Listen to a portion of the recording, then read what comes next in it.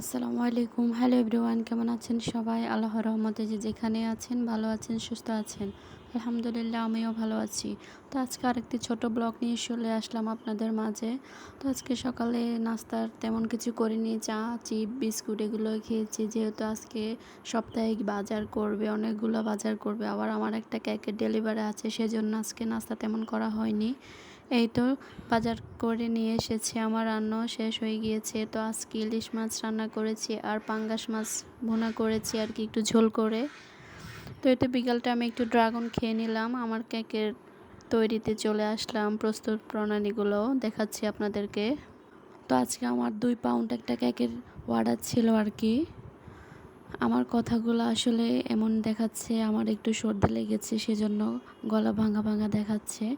তো এই তো কেকের ব্যাটারটা আমি তৈরি করে নিয়েছি। শুকনো উপকরণগুলো চেলে কেকের ব্যাটারটা ফোম করে আমি এগুলো খুবই আলতো হাতে করে নিয়েছি। তো এটা আমি এখন একটা মোল্ডে ঢেলে নেব। মোল্ডটা আমি কাগজে একটু তেল ব্রাশ করে রেখেছি।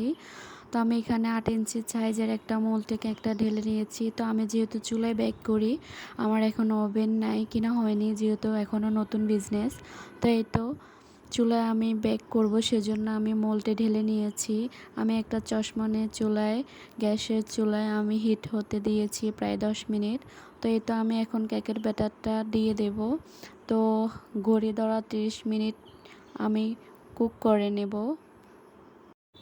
তো চুলার আঁচ একবারে হাই এবং একবারে লো দেওয়া যাবে না, মিডিয়াম আছে আমি 30 মিনিট কুক করে নেব। তো এরই মাঝে আমি আমার ক্রিমটা রেডি করে রাখবো। তো আমি ট্রপিক্যাল হুইপ ক্রিমটা 1 কাপ পরিমাণ নিয়েছি।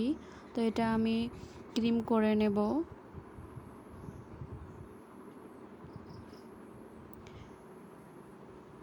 মাঝে মাঝে আবার একটু মিক্স করে দিতে হবে। এই তো আমার ক্রিমটা করা শেষ, দেখতে পাচ্ছেন উপর থেকে আমি ধরছি, পড়ছে না। তো এই তো আমার কেকটা কুক হয়ে গিয়েছে, মাশাআল্লাহ, দেখতে পাচ্ছেন কি ফুলছে, অনেক সুন্দর হয়েছে। নিজের সুনাম নিজে করছি আর কি। তা আলহামদুলিল্লাহ, আমার কেকটা অনেকটা সুন্দর হয়েছে, যেভাবে চেয়েছি সেভাবেই হয়েছে। তো ক্রিম ব্রাশ করে নিয়েছি একটু বোটে। আমি কেকটা ক্রাম্বট করে রেখে দিব ফ্রিজে আধা ঘন্টা 1 ঘন্টার মতো। তো এই তো ক্রাম্বট করে রেখে দিয়েছি আমি। এরপরে আমি ফাইনাল ক্রিমটা দিয়ে নেব।